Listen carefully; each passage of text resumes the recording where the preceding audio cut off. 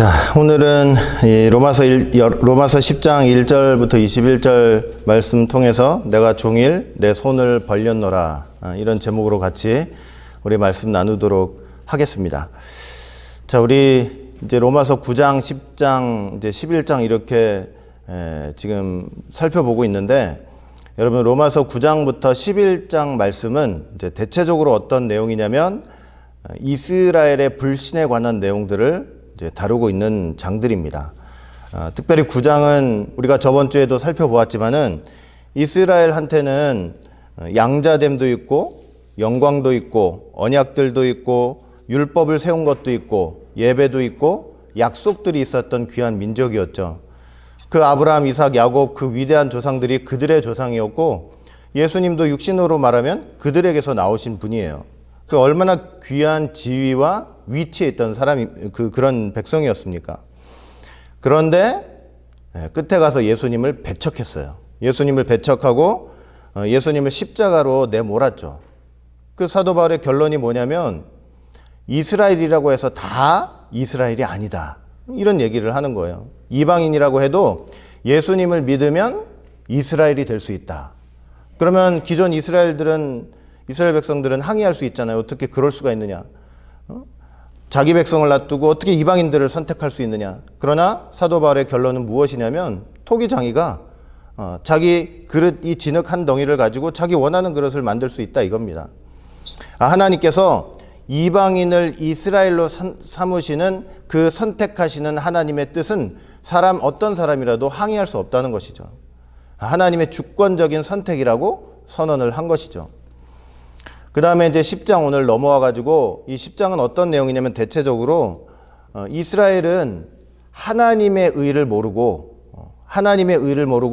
자기 의를 통해서 구원을 받으려고 했다, 이런 내용을 사도 바울이 지금 다루고 있는 것이죠. 그러면서 복음을 거절했다, 이렇게 선언을 했습니다. 그리고 11장 보시면 그래서 이스라엘이라고 해서, 이스라엘 백성이라고 해서 다 구원을 받는 것이 아니다. 그러면서 그렇다고 모든 이스라엘 백성들이 다 버려지는 것이 아니고 그 중에 남은 자가 있어서 구원을 받게 될 것이다. 이제 이렇게 쭉 이야기를 하고 있는 것을 우리가 볼 수 있죠. 그래서 9장부터 11장은 이렇게 사도 바울이 유대인의 불신, 이스라엘의 불신에 대해서 다루는 그런 내용들인데, 그 내용을 면면히 살펴보면요, 자기 백성이지만 복음을 거절하고 예수님을 배척했기 때문에 막 저주하는 그런 내용이 아니고요, 그럼에도 불구하고 그렇게 예수님을 배척하고 저주한 그 이스라엘에 대한 연민이 있는 거예요. 연민, 그 다음에 안타까움, 이런 것들이 있어서 그런 마음을 가지고 이렇게 9장, 10장, 11장 이 말씀을 하고 있는 것을 우리가 알 수가 있는 것입니다. 오늘 10장을 좀 한번 살펴볼 거예요. 10장을 살펴보면은 거기에는 크게 세 가지 내용이 들어있어요. 어떤 내용이냐면, 첫째는 뭐냐면 하나님의 의에 대해서 이스라엘이 무지하였다는 거예요. 하나님의 의에 대해서 이스라엘이 무지하였다.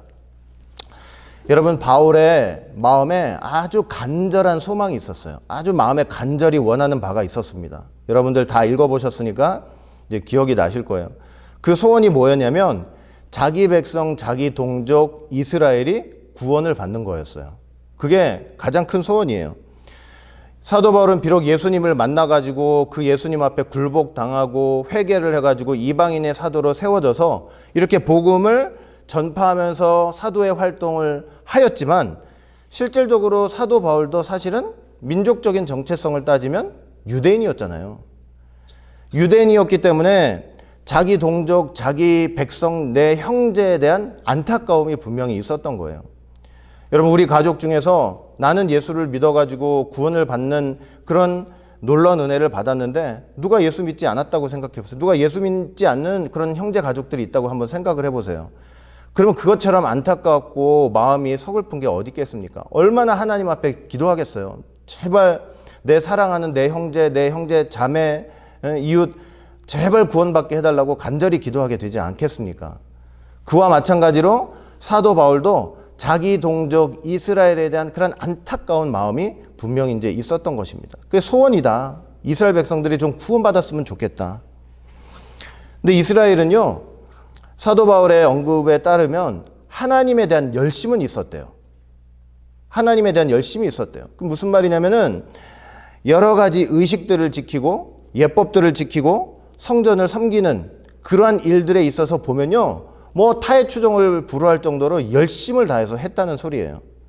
그러니까 종교 생활은 열심히 한 거예요. 그러나 지식을 쫓은 것은 아니었대요. 여기서 말하는 지식이라는 것은 뭐냐면은 율법의 지식을 가리키는 것이 아니고 예수님에 대한 지식을 가리키는 거예요. 여러분, 율법이니 여러 가지 의식이니 예법들이 다 누구를 가리키면서 어떤 지향점을 가리키면서 그렇게 되고 있었던 거냐면 예수님을 가리키고 있었던 거잖아요. 율법의 말씀도 자기가 제사를 드리면서 여러 가지 의식들을 하는 것도 다 누구를 가리키고 있는 거예요. 예수님을 가리키고 있는 거거든요. 근데 그런 것들을 열심히 하면서 실제로는 그 예수님에 대한 지식을 쫓지 않았다고 말씀을 하고 있는 거예요. 우리가 신앙생활하면서 열심히 할 수 있는데 그 열심히 하는 내용 속에 예수님을 쫓지 않는 그런 모습이 있다면 그 참된 신앙생활이 될 수가 없습니다. 신앙은요, 신앙은 근본이 뭐냐면 예수님을 쫓는 것입니다. 신앙은 예수님을 쫓는 거예요. 그 예수님을 쫓다 보면 너무나 감사하고 너무나 기뻐서 그 예수님의 몸 대신 교회를 위해서 충성하고 헌신하는 열심을 다할 수가 있는 거예요. 예수님을 쫓다 보면 그렇게 되는 거예요. 그런데 예수님을 빼고 종교생활만 열심히 하는 거예요. 내가 열심히 한다 하면서도 가만히 그 열심히 하는 삶의 중심을 들여다보니까 거기에 누가 빠져 있냐면 예수님이 빠져 있는 거예요. 그렇게 된다면 열심은 있는데 지식을 쫓는, 참된 지식을 쫓는 그런 신앙생활은 될 수가 없다는 것입니다. 이스라엘은 하나님의 의를 몰랐대요. 이해가 되세요? 하나님의 의를 몰랐다는 것은 뭐냐면 하나님의 의라는 것은 무엇을 가리키는 거냐면 예수님을 믿음으로 말미암아 의롭게 되는 그 하나님의 의. 그 의를, 하나님의 의를 알지 못했다는 거예요. 여러분 생각해 보세요. 수천 년 동안 이스라엘 백성들이 한 게 뭐예요? 율법의 의식을 통해서 제사를 통해서 그 제물, 내 대신 누가 죽어요? 제물이 죽잖아요. 제물이 죽어가지고 그것 때문에 용서받았다는 그 의식들을 수천 년 동안 끊임없이 해왔잖아요. 자기들이 해온 거예요, 직접. 그런데도 믿음으로 의롭게 되는 원리를 몰랐다는 거예요. 예수님께서 우리의 죄를 그렇게 걸머지시고 우리 죄를 위해서 돌아가시고 우리를 의롭게 하시는, 자기 손으로 맨날 하는 행동이 그거였는데 예수님이 우리 죄를 걸머지시고 우리를 의롭게 하시는 그 원리, 하나님의 의를 알지 못했다. 이렇게 말씀을 하고 있는 것입니다. 자기 의를 내세웠대요. 자기 의를 내세웠다는 것은 무슨 말인지 아세요? 그것은 내가 율법의 조항들이 있잖아요. 그러면 그 율법의 조항들 중에 어떻게 다 지키고 살겠어요? 사람이 다 지키고 살 수 있겠어요? 그러나 그 율법을 지킨 거, 그 몇 개 지킨 거, 그걸 가지고 나 이거 지켰으니까 나는 의로워. 그러니까 율법을 그렇게 지킴으로써 내가 스스로 의롭다는 자기 의를 세우는 그런 신앙생활을 해왔다고 사도 바울은 정확히 지적을 하고 있는 거예요.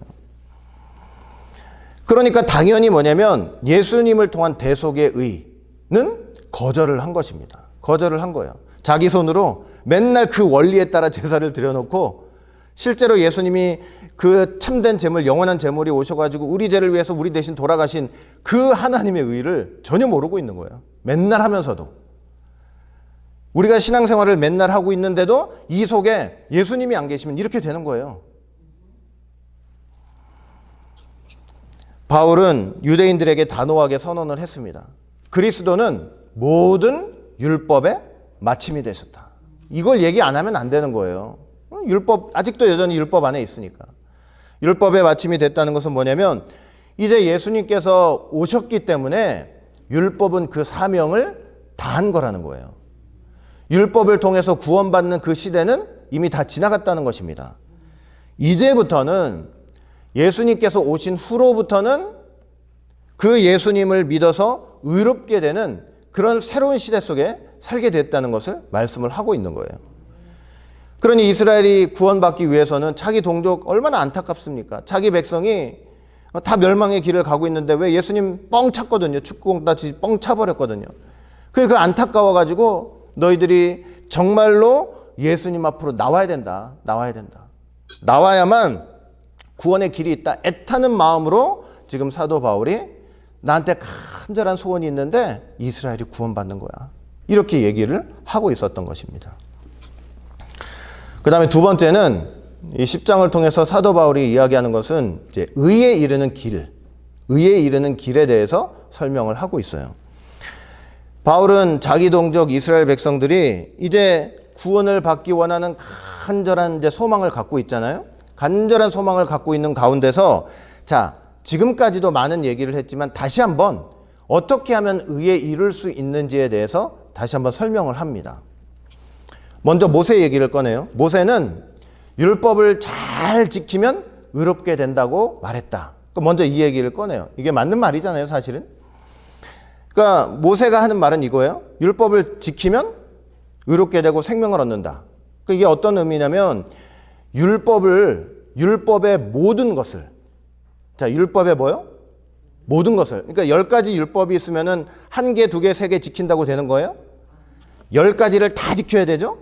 그리고 계속적으로. 그러니까 어느 내가 막 기분이 좋아가지고 막 은혜가 있는 것 같아서 그냥 하나님 말씀을 지키는데 부담이 하나도 없고 그냥 그런 때가 있어서 막 지키다가 다음날 눈 떴더니 또 공허함이 오고 마음에 어둠이 찾아와가지고 아유 말씀 뭐 지키고 사냐. 이게 아니고 율법을 지키다 어떻게 지켜야 되냐면 모든 율법을 계속적으로, 그리고 지킬 때는 어떻게 지켜야 되냐면 완벽하게 지켜야 되는 거예요. 뭐 어떤 건 하고 안 하고 이게 아니고 완벽하게.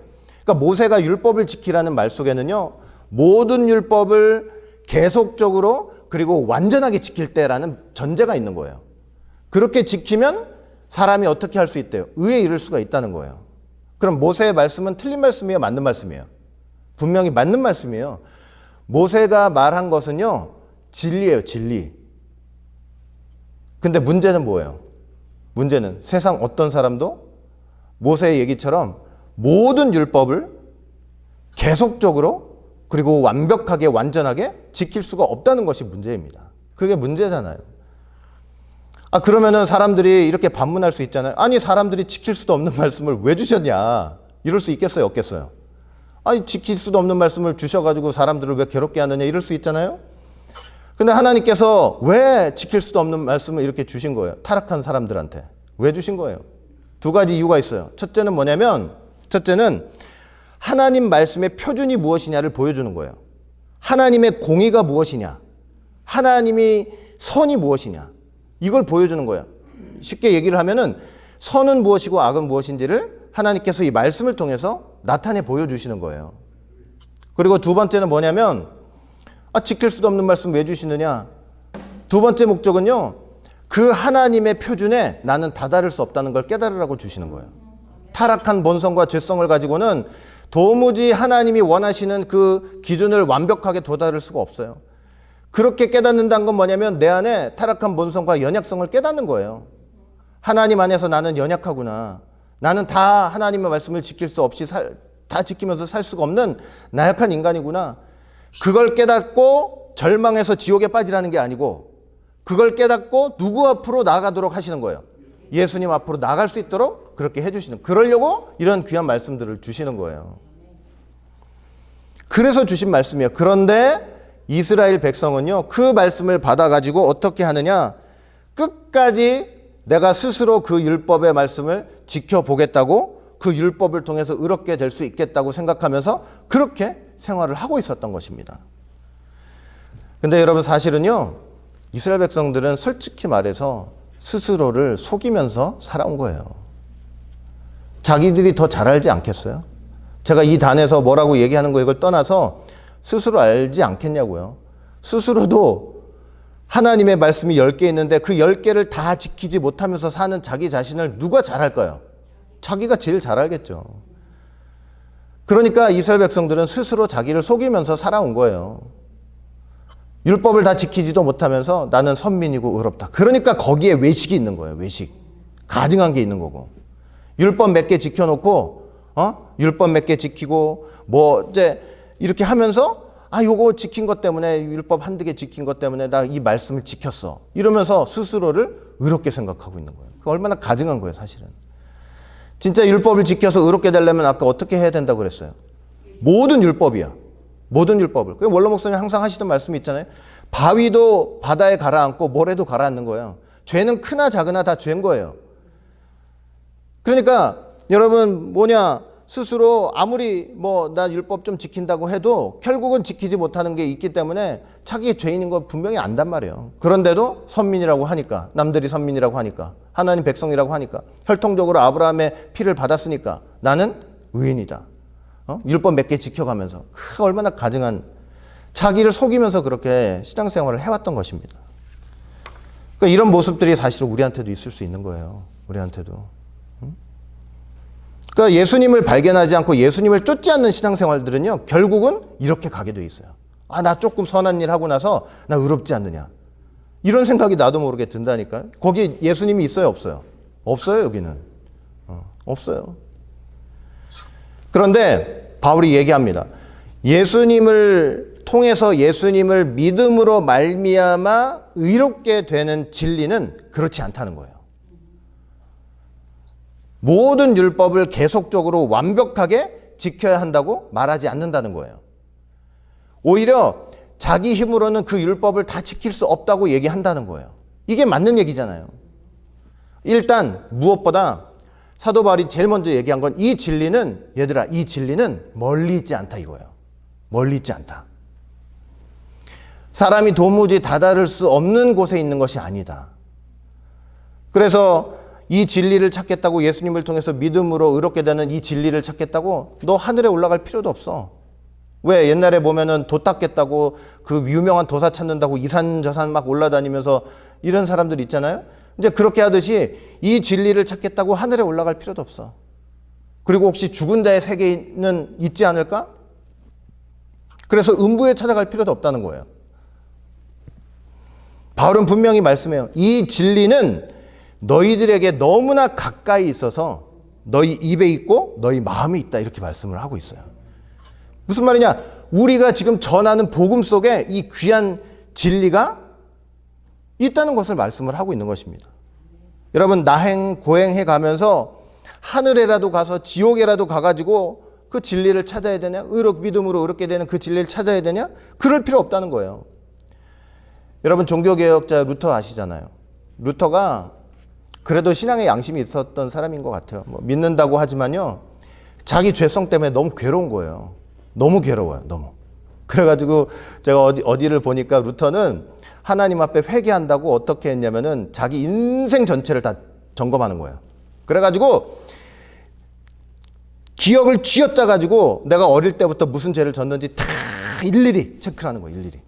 다 체크해가지고 옛날에는 무슨 이렇게 고백했잖아요. 너기 가서 내가 이런 죄를 졌습니다. 그러니까 그 죄를 얼마나 졌고 또 졌고 그걸 다 그냥 쥐어짜가지고 그걸 생각해가지고 내가 어떤 죄를 졌지 다 일일이 다 해가지고 그걸 고백을 하고, 그거 끝나면 그게 끝이 아니고 또 찾아가지고 하고 또 찾아가지고 하고 또 찾아가지고 그러고 있는 거예요. 너무 자기 죄가 힘드니까. 나중에 무슨 일까지 했어요. 여러분들 잘 아시다시피. 이래가지고는 안 되겠다. 내 몸을 쳐야 되겠다. 그래가지고 맨 무릎으로 그 성전 계단을 올라가면서 이 죄의 문제를 좀, 그러려고 의롭게 되는 이 죄의 문제, 이 죄를 용서받는 그런 체험 때문에 그런 일까지 하면서 그렇게 괴로워했는데 결국 답을 어디서 찾았어요? 너무 가까이 있었던 거예요. 너무 가까이. 자기가 늘 입으로 말하고 마음으로 외웠던 그 말씀 속에 답이 있었던 거예요. 믿음으로 말미암아 의롭게 된다. 로마서 말씀. 그래서 사도 바울이 얘기를 하는 거예요. 야, 너희들 이 믿음으로 의롭게 되는 건 너 나행 고행 해가면서 그렇게 말씀 지켜서 의롭게 된 그거 말고 믿음으로 의롭게 되는 이 진리는 너희하고 너무나 가깝게 있다. 우리가 전하는 이 복음 속에 있다. 라고 말씀을 했던 것입니다. 그러니까 너희는 무엇을 하면 되냐? 이스라엘아, 내 사랑하는 동족, 내 백성아, 너희들 무슨 일을 하면 되느냐? 응? 무슨 일을 하면 되느냐? 딱 분명히 말씀을 하고 있잖아요. 로마서 10장 17절 말씀 보니까 뭐라고 말씀하고 있어요? 그러므로 믿음은 어떻게 해서 난대요? 들음에서 남. 나행 고행한다고 찾아지는 게 아니고 들음에서 나며, 들음은 그리스도의 말씀으로 말미암았느니라. 복음을 들으라는 거예요. 하나님의 말씀을 들으라는 거예요. 여러분, 죄의 문제를 해결한다고요? 내 몸을 찢어보세요. 그냥 내 몸에 상처를 내가면서 맨 무릎을 그 성전 계단, 이 성전 계단 올라온다고 맨 무릎으로 내 죄를 용서해달라고 그렇게 해보세요. 그런다고 되는 게 아니란 얘기예요. 뭐 하라는 거예요? 복음을 들으라는 거예요. 하나님 말씀을 들으라 이거예요. 말씀을 들으라.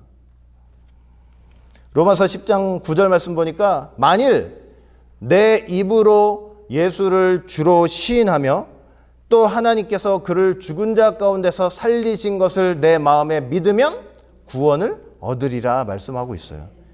복음을 듣고 들어야 될 거 아니에요. 일단은 듣고 예수님을 주로 시인을 하고 또 그 예수님을 믿으면 예수님께서 십자가에서 돌아가셨다가 부활하신 그 사실을 네 마음에 믿으면 어떻게 된대요? 의롭게 되고 구원을 얻는다 말씀하고 있는 거예요. 로마서 10장 10절 말씀도 사람이 마음으로 믿어 의에 이르고 입으로 시인하여 구원에 이른다 분명히 말씀하고 있잖아요. 마음으로 믿으라는 것은 무슨 말입니까? 복음을 들을 때 마음으로 받아들이고 영접을 하라는 거예요. 귀에 그냥 귀로 듣고 말씀은 귀로 듣는 거지만 귀로 듣고 끝내지 말고 내 마음으로 어떻게 하래요? 영접을 하래요. 내 마음으로 영접하고 받아들이라는 것이죠. 그리고 어떻게 하래요? 입으로 시인하래요. 시인을 해야만 구원에 이른다. 그러니까 여러분 마음으로 믿는 거하고 입으로 시인하는 것은요 불가분의 관계예요. 마음으로 믿는 거하고 내 입으로 시인하고 고백하는 것은 불가분의 관계예요. 그래서 말을 조심해야 된다는 소리예요. 여러분 교회사 속에서 보면 교회사 속에서 얼마나 핍박의 역사가 있었습니까? 예수님의 교회들이 얼마나 핍박을 당하는 역사가 있었어요. 그러면 그런 핍박의 역사 속에서 사람들은 어떻게 믿음을 지켰습니까? 내 마음에 그리스도를 주로 믿는 이 믿음을 어떻게 지켰어요? 어떤 수단으로 지켰어요? 입술의 고백으로 지킨 거예요. 내 입술로 예수님은 그리스도시고 나의 주님이십니다. 이 고백으로서 자기 믿음을 지켰던 거예요. 목에 칼이 들어와도 여러분 제가 폴리갑 얘기 많이 말씀드렸잖아요. 80이 넘으셨어요. 그런데 이제 이거 잡아 죽이려고 화형시키려고 온 그 군사가 야, 딱 한 번만 더도 말고 한 번만 너 예수님 부인하고 로마 황제를 주라고 고백해봐라. 그러면 내가 너 이거 살려주겠다. 아니 생각해보면 아니 내가 말 한마디 그냥 순간 그 말 한마디로 그 상황만 면하고 나중에 다시 예수님이 나의 주셨습니다. 이렇게 할 수 있잖아요. 그런데 폴리갑은 자기 마음의 믿음을 지키기 위해서 어떻게 했어요? 입술로 범죄치 않았다니까요.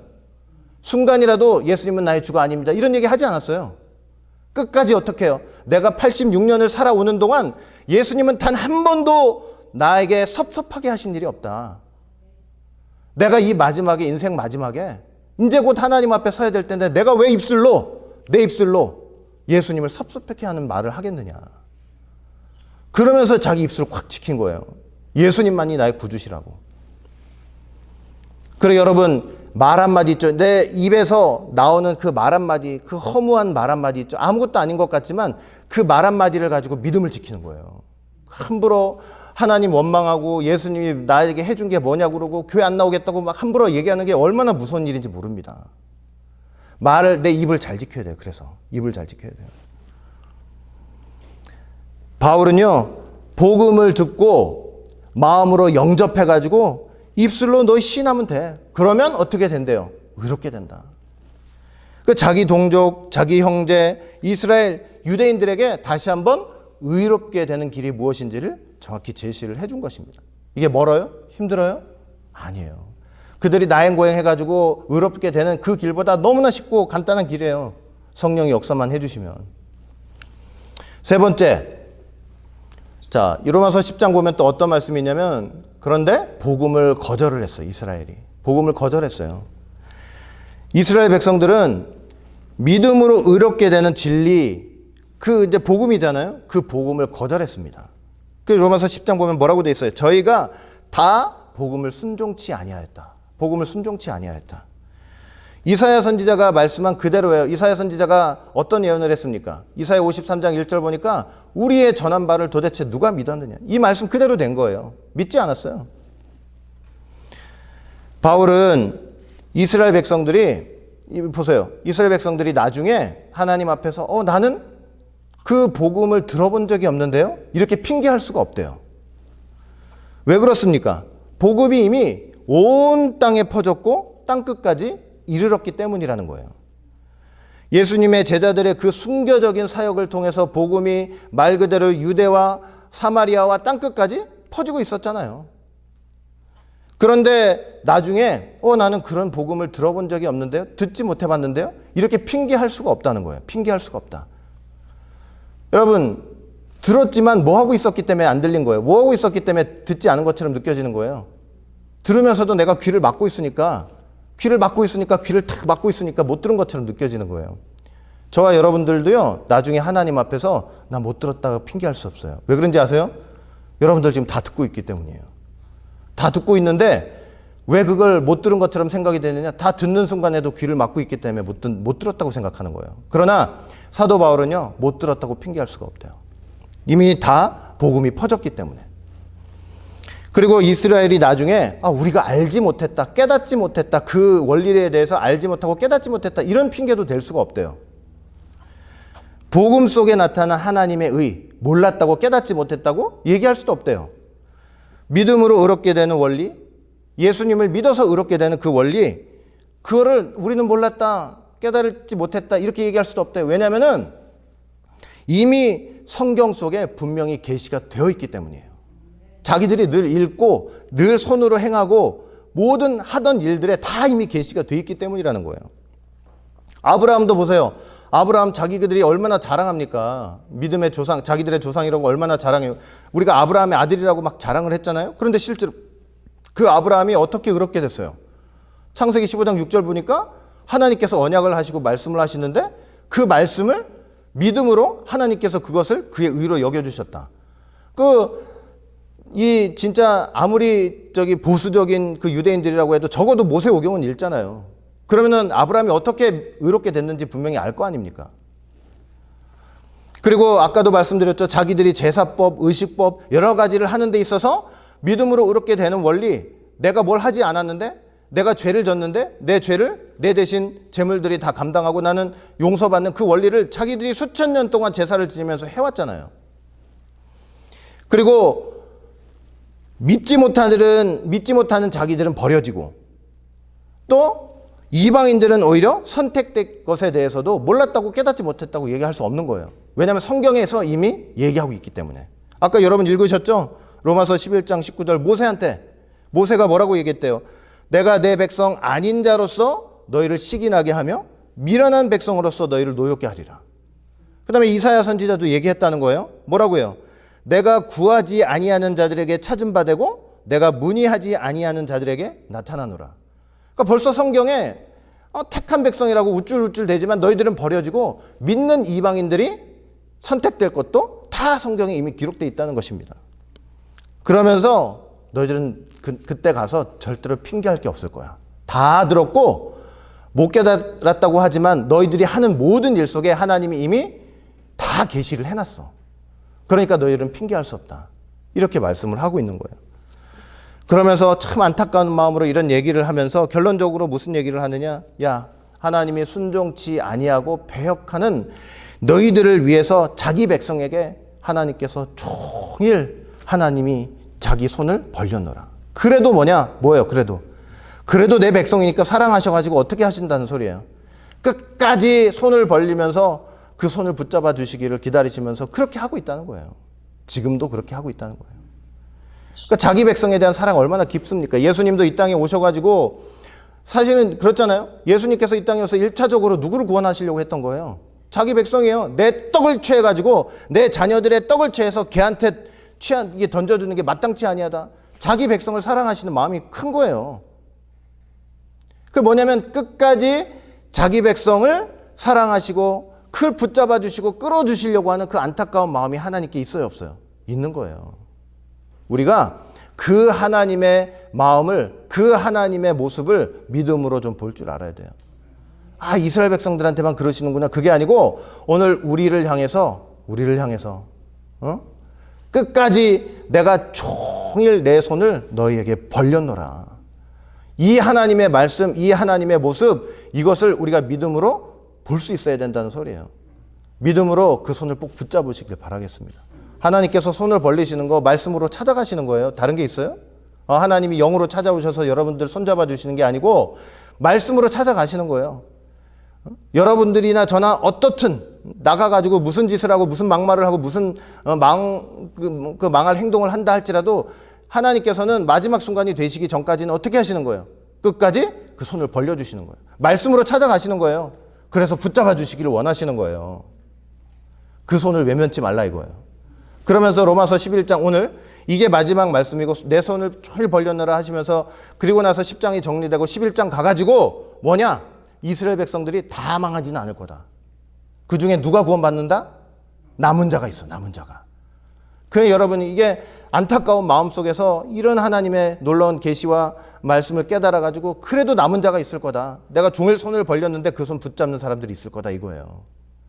그런 사람들은 구원을 받게 될 것이다 이렇게 말씀하고 있는 거예요. 그러니까 우리도 다른 게 없습니다.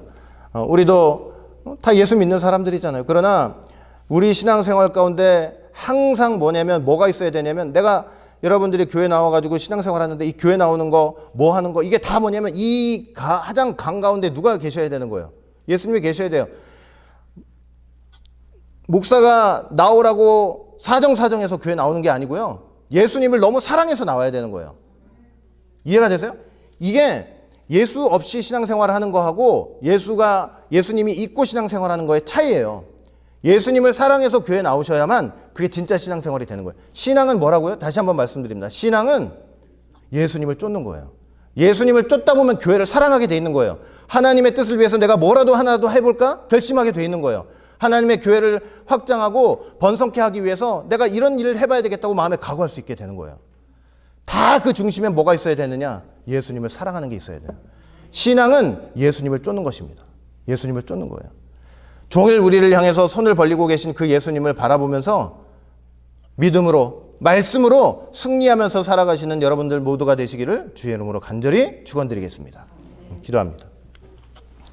사랑과 은혜가 풍성